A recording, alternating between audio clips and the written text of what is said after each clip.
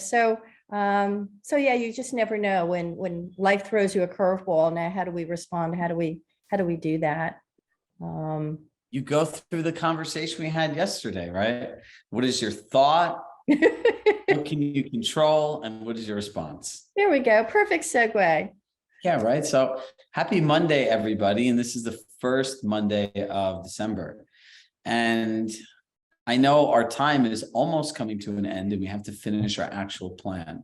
So a couple housekeeping items first. Number one, I've got a bunch of emails and messages and Instagram messages from people that have asked me all essentially the same question in 5 different ways. I want a plan to fill out. And I responded to everybody in the same way. Until I walk you through how to do the plan, I'm not giving you anything to do that you don't know how to do. So I'm going to hold the line on that one. Right. And listen, filling out a plan after we've gone through these like interactive exercises should be very easy. And if you don't know how to fill something out on a plan, it's like a test that they tell you in school. If you don't know the answer, skip it and go back to it.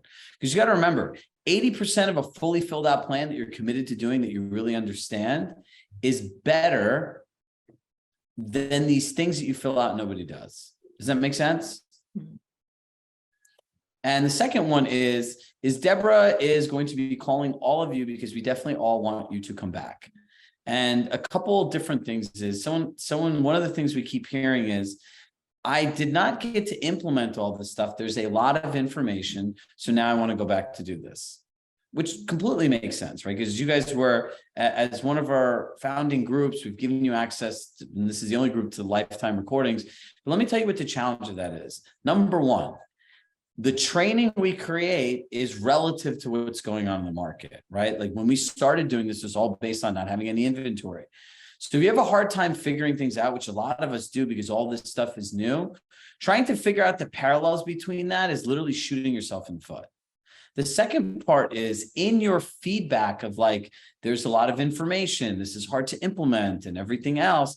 That's why we've changed the structure for next year into providing you more deliverables, right? So like, if you look at next year and what does success look like? At the end of the week, you sit here and you listen. Based on your actual plan that you created, you look at the recap email that says the resources, what supports what I'm aligned to do. Right? Because remember, I have to now realize too, as a coach and listening to what you're saying, my whole goal is how do I get you to get the most out of these courses? We've already talked about an ROI chart where if you sell one home, you get a 237% return. So that's not the part that matters. I don't rest my laurels knowing, oh, wow, they sold a house, they made a 200% return. No, like my rest my laurels on knowing that your life got better by doing this, your business got better by doing this, that you have structure that you didn't have before, and that you have the confidence and the thought process on how to attack this as a business and a career versus just a service. That's what success looks like. So no matter what happens, I call it CS, CS, CS, CS, and not just because those are my initials. There's a challenge, we provided a solution. But out of that new solution, just like this, a future state is created. So therefore, we have to come up with there's a new challenge that happens. Therefore, we have to come up with a new solution. That's why next year, building training around the tools, what button to hit, the emails to send, and everything else like that. The number one challenge that people have in coaching is they have this ludicrous idea that everything they hear, they have to do. That's a bad idea. Because you need to know who you are, where your skill set is. And I'll tell you, just like I told Doug when we were drilling it into him, you have to make your client reach out and do your events. So anything related to that, you have to do. There are going to be some tools you use, there are going to be some tools you don't use. But ultimately, next year is not the year you should try to figure this out on your own. It is a nominal amount of money to renew, and the cost of your business and life far exceeds that. And I'm saying this because I care.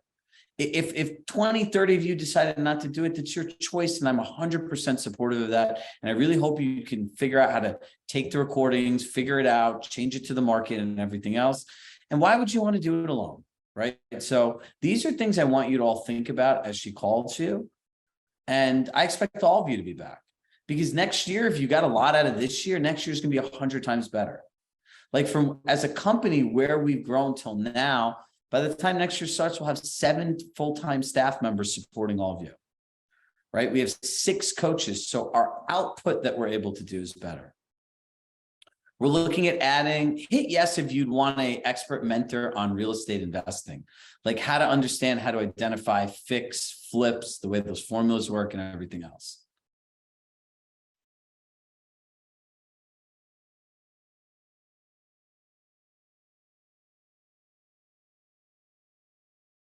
About 25, 30% of you, right?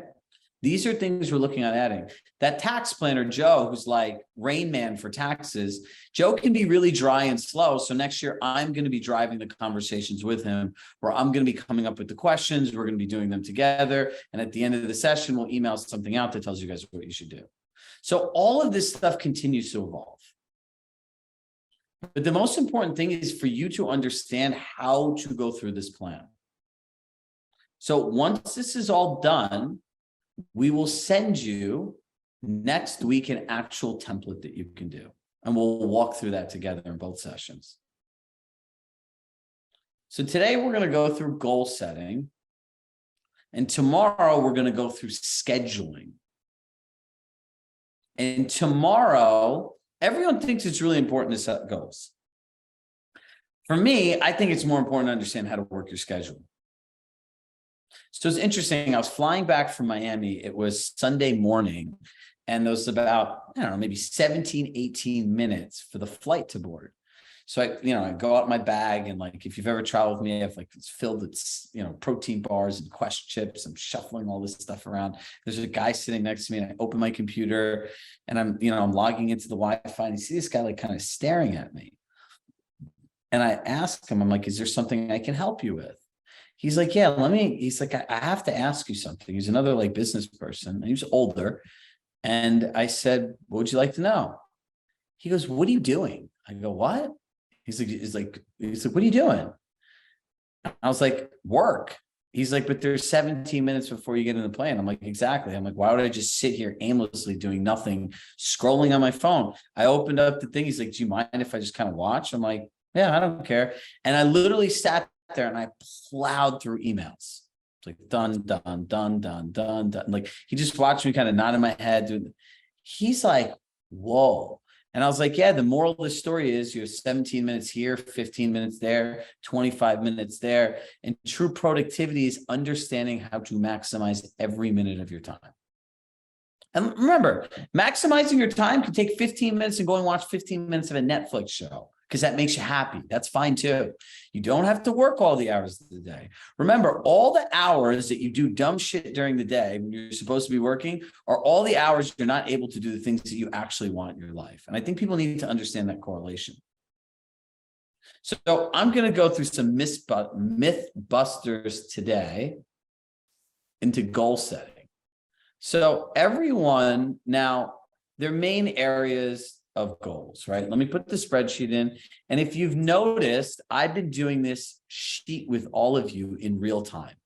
And the reason I want to do it in real time, because I shared with you, I want you to see how my mind works, how we process the information, how to think through it. So when you're on your own and I'm not here talking to you, you can do this too. It is an important skill to learn. So let me drop the link in the chat.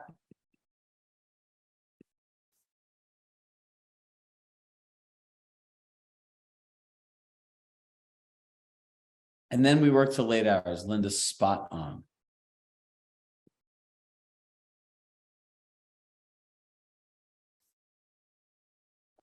And we have people like Mark Peterson at 6:40 in the morning where he is. I have a true appreciation for all the people on the West Coast, and Bob in Palo Alto. 6:30. Tanya in Danville, like just scrolling around. Mary in San Mateo. They're up and they got their cameras on. I love it. All right, so goals. Wendy Moore, of course. Wendy's like an OG. Wendy's been here for years, so we really appreciate you. And Wendy went from someone that never wanted to do a video, now like her and Julie are like real sensations. It's amazing just to watch people grow. All right, so goal setting, right? So obviously you need a total GCI goal, right? Now, let me ask you, if you're thinking about goals, everyone put one goal. Now, wait a second. This is going to be something that involves thinking. You're not going to write a bunch of like just random thoughts. One goal, which is an annual goal besides GCI. Drop in the chat. Like, what's an annual goal you measure? Production volume, read 12 books, 4 client events, grow CRM. See, that's not a goal vague. That's a vague action.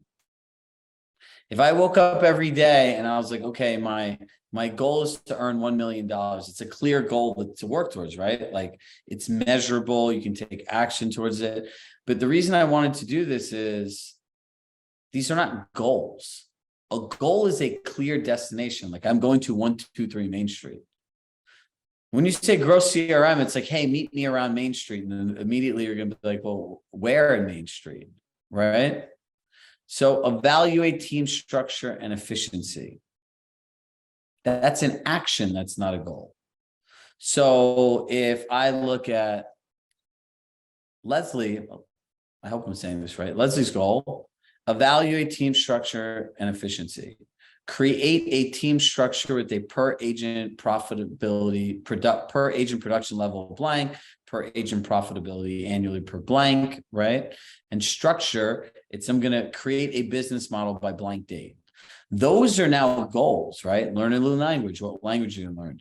Increase price point. By how much do you want to increase it? Work smarter. That's not a goal. Healthy habits is an action. Development syndication. That's an action. Lose weight with healthy habits, food, and exercise. Those are actions.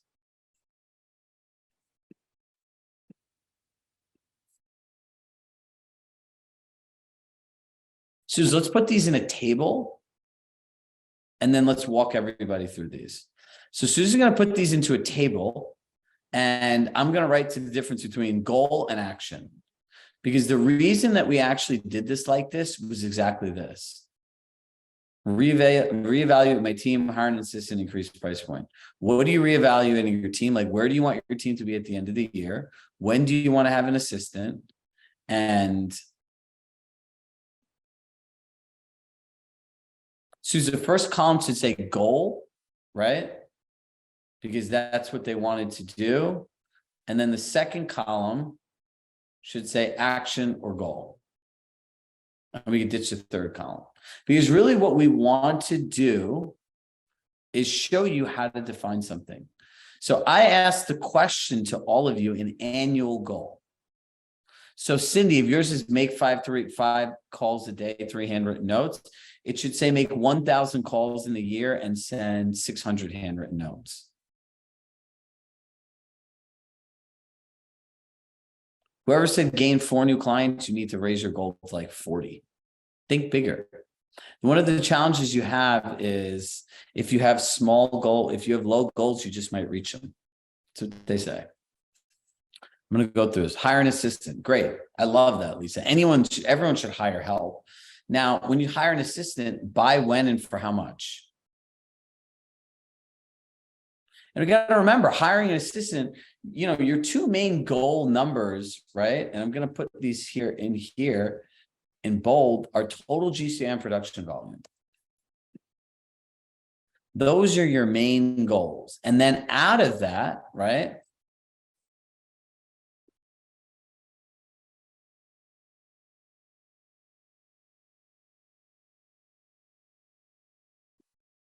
Based on your main goals, what daily habits, structures, systems, skills do you need to have in your schedule and in your business to hit your goal?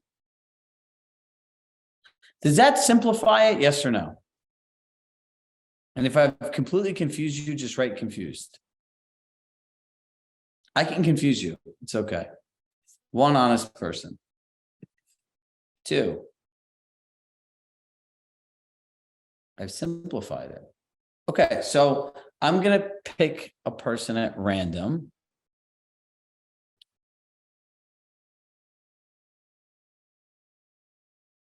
And I'm really going to dig into them. So I'm going to have to find somebody that I know. So if I don't know you, I'm not going to call on you, because unless there wants to be a volunteer that wants to have what I would call a carefrontation, I'm going to confront you because I care. Is there anyone that would like that? Or I can go with somebody I know that's not going to be mad and upset with me when I do it. Anybody?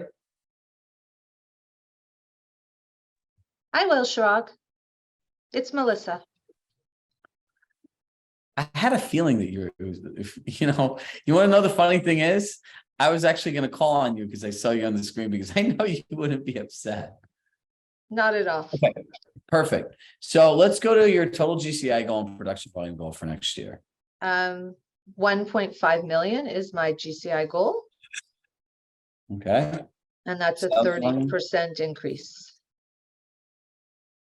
Okay, so you're going to measure your goal next year just by GCI, not production volume. By GCI. Yep. Okay. So very important distinction. Some people go for sales volume. Some people go for production volume. Pick one only. If not, you're going to be confused.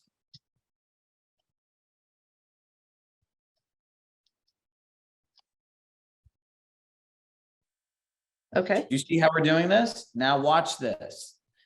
Based on your main goals, right? Daily habits. So this is like purely future state.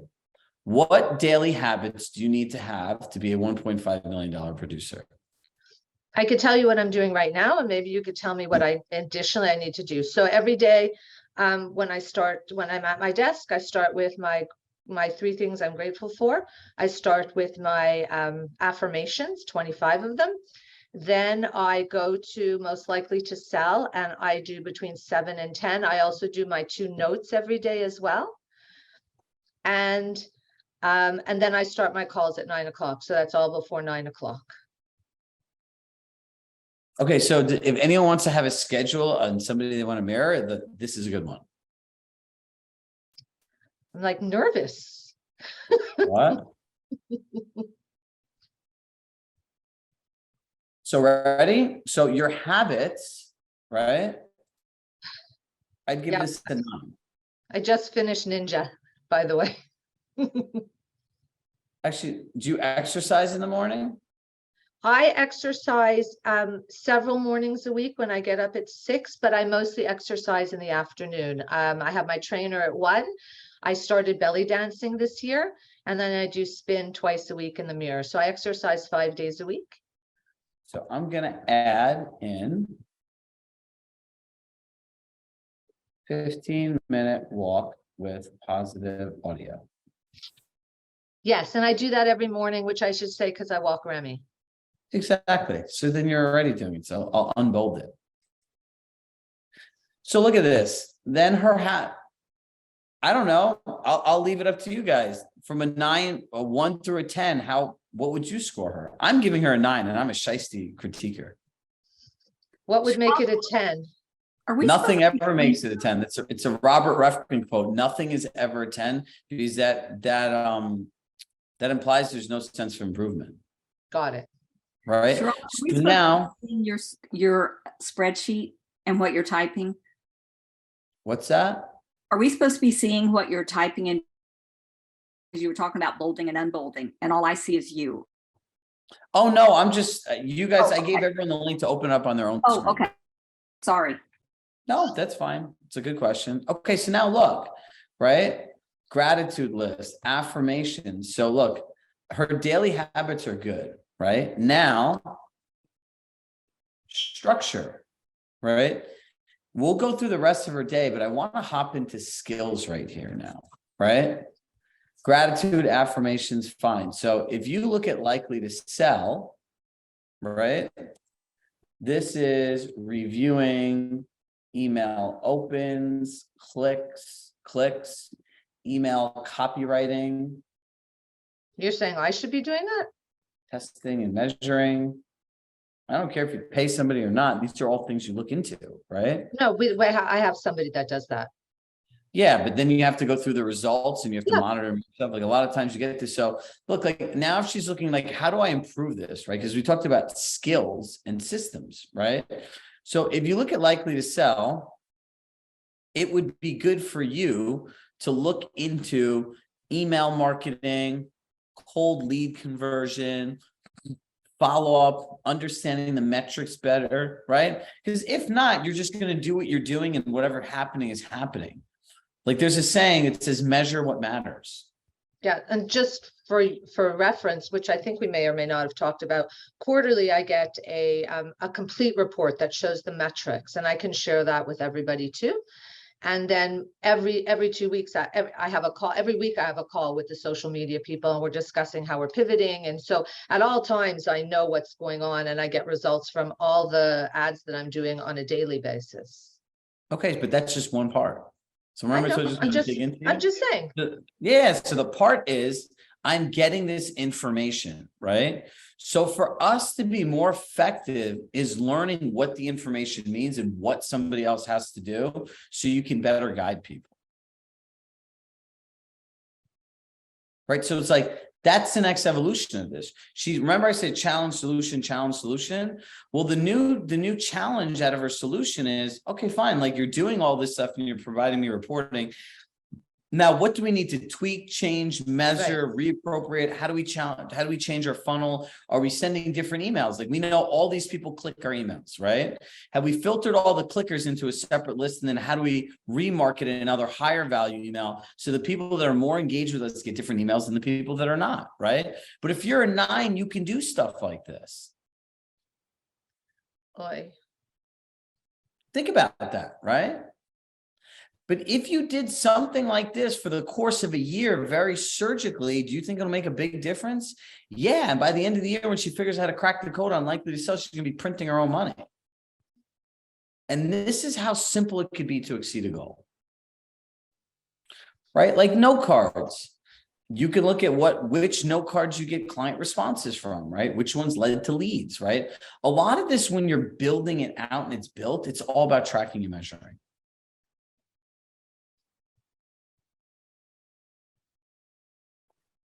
Calls before 9 o'clock.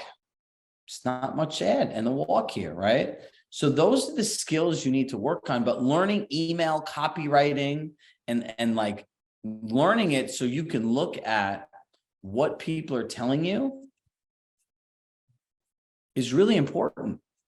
What's interesting is, and the metrics are amazing, and I'll share it with you this afternoon, but I get the most responses from the reflections from Remy emails that I send out because they're not real estate related, and to our monthly, like, beautiful emails that touch your heart that again are not real estate related.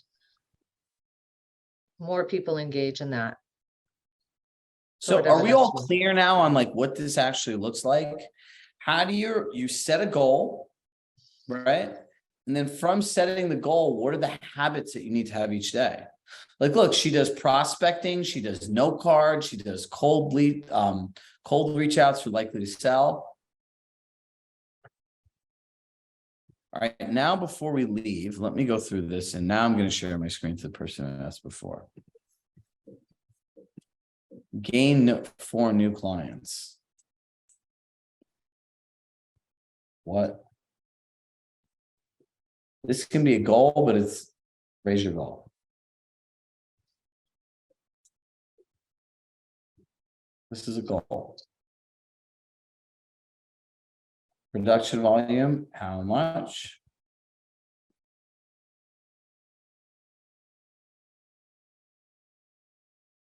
What area in your health? And what is the specific goal? EX, lose 10 pounds, eat healthy with only 1 cheat meal per week. Higher price points. What price point?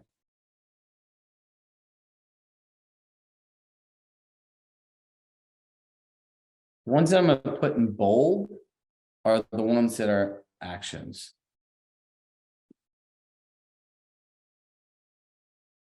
Visit a new country. What country? Hire an assistant. Great. Buy, when, and how much do you pay? Elevate client experience. What type buyer or seller, and what part, and what does success look like?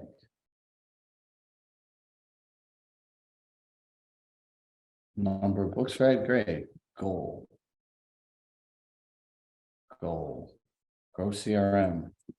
By how many contacts? Evaluate team structure. What are you evaluating for, and what would the ideal outcome be? Launch course content. By, when, and what is the outcome you are looking for? If you guys look at this, I'm forcing you to be specific so that when you're doing your actions every day, you actually even know what to do. What language? And by when? Increase point. How much? And what is the new price point? Work smarter. What does that even mean?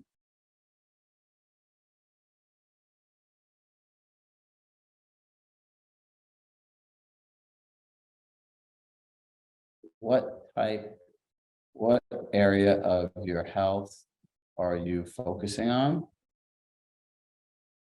And what is the specific outcome for that area? All right, do you guys lose 25 pounds? That's a goal. 25% higher GCI, that's a goal. Do you all understand what I'm doing here now? Can we all fundamentally see that we're all some of the best agents in the country? Sucker alert. Keith has his kid here, completely distracted. And look, we're all, no, leave him there. Please. That's like one of the best parts. I love that people actually bring their children here. Look, if you want to hit a goal is a culmination of actions. And a goal is nothing more than an annual promise that you're making to yourself. An annual promise you're making to yourself. That's what a goal is. And then when you set a time block, those are daily promises that work towards your big promise. And if you've ever wondered why you're not able to do things, you say things like, this isn't for me, I don't really know. So you guys all make promises to yourselves so you don't do them. So your brain's like, I'm not going to do this. Linda, it's nice to see you back here. Miss the smile. So if you start thinking about this does not have to be simple. People that have all of these different goals, it's crazy. Pick a goal. It's either sales volume or GCI, and then all of your habits, routines, structures, and then everything just needs to align around it. What's going to help me do this? We'll give you the form that says, what's your lead gen? What are you using? It's fine. Like all that stuff will be there. But the most important thing, hit yes if you have an idea now how to set one clear goal for next year.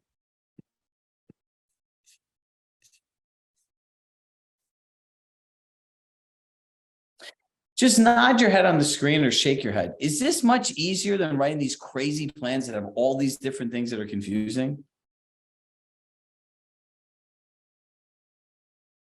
It's simple. I want to earn $1.5 million. What I'm doing in this moment, is it going to get me towards $1.5 million?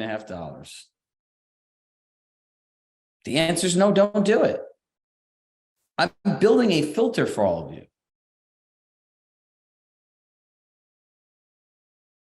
All right, everybody. Listen, tomorrow, show up, turn your cameras on, and have your calendars ready.